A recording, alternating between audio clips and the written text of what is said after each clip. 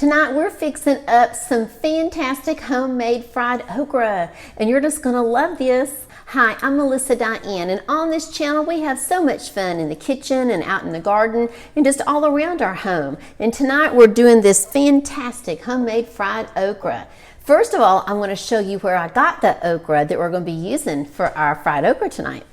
Here we are out in the garden, and this is where we're going to get all the okra that we're going to use tonight for our fried okra. And you see all these blooms here? If you've never grown okra before, all of these beautiful blooms that you're looking at, these are all going to turn into okra.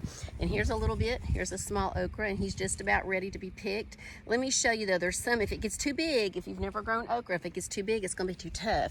So this right here, if you can look at this size, this is about the perfect size, I believe, for some really good fried okra. And I will meet you back in the kitchen. So this right here is about a third of the amount of okra that I actually picked out there today, and we're going to be using this tonight. And I think this is probably a good amount for the two of us because we like to eat a lot of okra. The first thing I'm going to do is I'm going to go ahead and just slice up my okra, and you want to cut off both ends. So I just go through here and cut off both ends to get rid of those little ends. And then just slice up your okra. You don't want them to be too thick.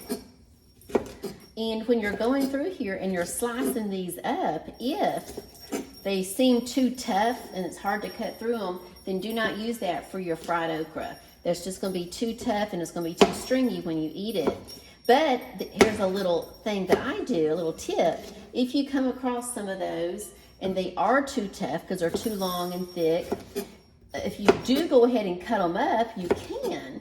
You vacuum seal those and freeze them, and then you can use those in gumbo, because I've done that before, and that seems to soften them up a little bit. So that's just a little extra tip there. We're going to get all of these chopped up and see if we think we have enough for our dinner tonight. Let me show you real quick what we're going to be using for our ingredients today. And then for your okra, I've ended up with that amount that I cut up.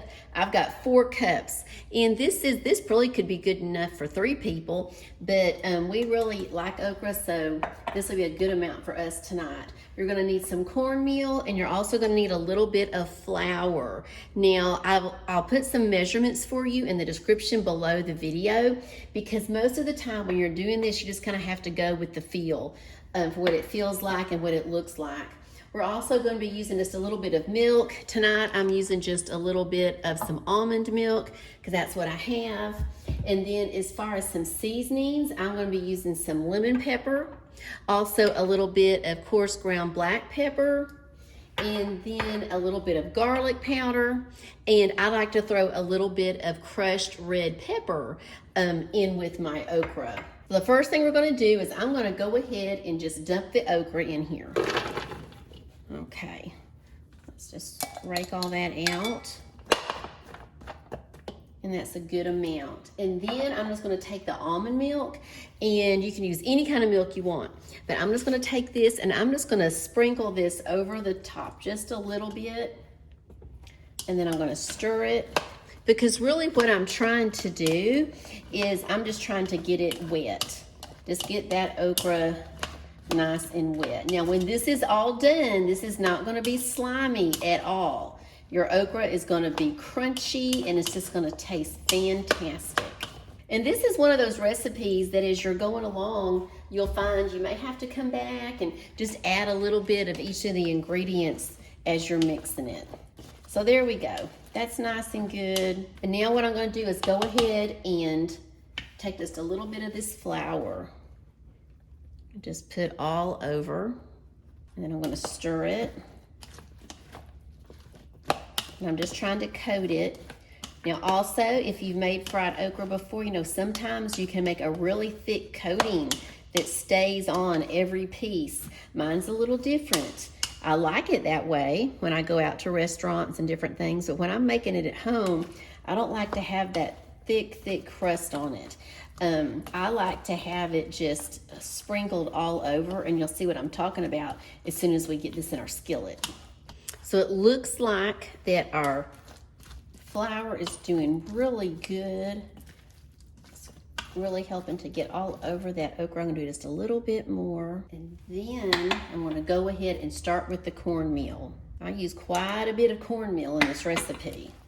So let's spread this all over. And after you actually get your okra in your skillet and it's cooking up really good, I will go back, and while it's actually in the skillet, I'll put on there more cornmeal.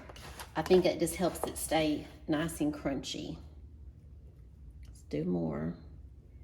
I always seem to put in, when I do it, I think, oh, I'm putting too much. But you're not.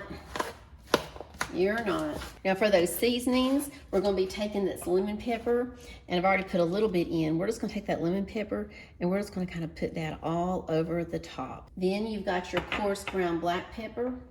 We're going to also put that all over the top. And then your crushed red pepper. I'm going to mix this all up. And I also will put a little bit of this in while it's cooking in the skillet. But this goes ahead and it gets a nice start to it. And then the other item that I like to put on before I put it in the skillet is I like to go ahead and put on a little bit of garlic powder. Not the garlic salt, but garlic powder all over. Okay, now it's pretty good. We got our first round of seasoning on it. I'm going to start by going ahead and just putting a little bit of olive oil in the bottom. This is extra virgin olive oil, and we're going to let this heat up. Now we're going to test it and see how we're doing. Let's see if this is hot enough or not, and I think it is. There we go. And now we're just going to take your okra that you already have coated, and we're going to put this all in our skillet. There we go. So let's fill this skillet up. There we're going. And Jay walked in, and he gets to see that we're having okra tonight. So he'll be nice and happy. Now we've got our pan here pretty full. And I am going to put just a little more oil right in one little spot right here. There we go. And that will just kind of seep around. Now as you're cooking this, you'll notice, and go ahead and turn it down. As you notice, some of the cornmeal will start to kind of come off. And I make up an extra little batch of that, and I just kind of pour all over the top of it after I have it here in the pan. This is smelling fantastic. Over here, I'm going to take a little bit more of this cornmeal and put a few seasonings in it and put it back across the top. So you can see now as we're putting this in, it's getting a little full, but that's just fine. We're going to get it all in here. If it gets too dry and you need to put a little extra oil, then you can just put a little extra oil if you need to in it.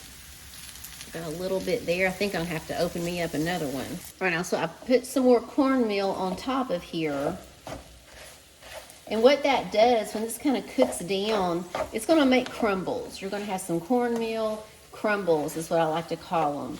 And those, I just think those taste so good all over your okra. Kind of flatten this all out.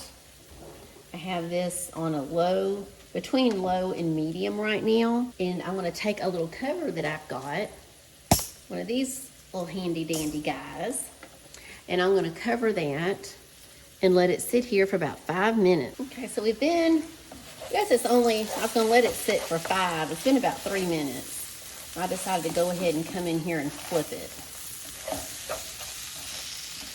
Let it sit. I was doing some dishes while it was sitting. I like to try to, when I'm cooking, to clean up as I go, so that way, after dinner, you don't have a lot of dishes to do. Okay? It's doing nice. I'm going to put a little bit of this across the top.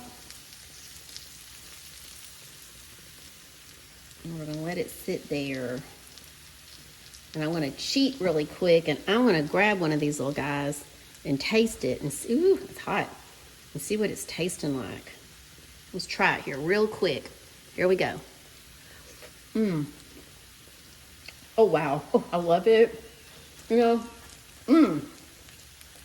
You know, I just think that okra is kind of addicting. And now we're going to let this sit for probably about another 3 minutes. We've gone about another 3 or 4 minutes. And now I'm going to just toss this around. And I'm going to taste a piece and see if we're getting close to being done. So let me taste a piece real quick and see. We're getting there. Not yet. We're getting there. That just seemed to be a little more tender. We're getting ready to taste our final product here. And if you have learned something today and enjoyed it, please pop that like button. And if you're interested in joining our YouTube family, we'd love to have you subscribe. Now, let's get down here and let's taste this. I get goosebumps because I just love this recipe. It is so good. And I have a fantastic cornbread recipe that goes wonderful with this, and I'll make sure that pops up next. Check out that video, and I'll see you over there in a few minutes. Bye-bye.